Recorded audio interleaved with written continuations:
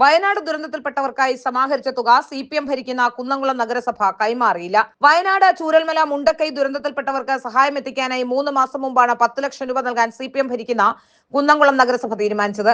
കൗൺസിലർമാരുടെ ഓണറേറിയത്തിൽ നിന്നും ഉദ്യോഗസ്ഥരുടെ ശമ്പളത്തിൽ നിന്നും കുടുംബശ്രീ പ്രവർത്തകരും സുഭിക്ഷ ക്യാൻറ്റീനിൽ നൽകുന്ന സംഭാവനയും ബാക്കി തുക തനത് ഫണ്ടിൽ നിന്നും ചേർത്ത് 10 ലക്ഷം രൂപ മുഖ്യമന്ത്രിയുടെ ദുരിതാശ്വാസ നിധിയിലേക്ക് നൽകാമെന്നാണ് കൗൺസിൽ യോഗത്തിൽ തീരുമാനമെടുത്തത്. എന്നാൽ 3 മാസമായിട്ടും തുക നൽകാത്തതിൽ നഗരസഭയ്ക്കെതിരെ രൂക്ഷ വിമർശനമുയർന്നു. കൗൺസിൽ യോഗത്തിൽ കൗൺസിലർ ലബീബ് ഹസനാണ് വിഷയം ഉന്നയിച്ചത്. 3 മാസം മുമ്പ് ലബീബ് ഹസൻ നൽകിയ 9600 രൂപയുടെ ചെക്ക് പോലും നഗരസഭ ദുരിതാശ്വാസ നിധിയിലേക്ക് കൈമാറിയിട്ടില്ല. ഇക്കാര്യം ലബീബ് ചോദ്യം ചെയ്തു.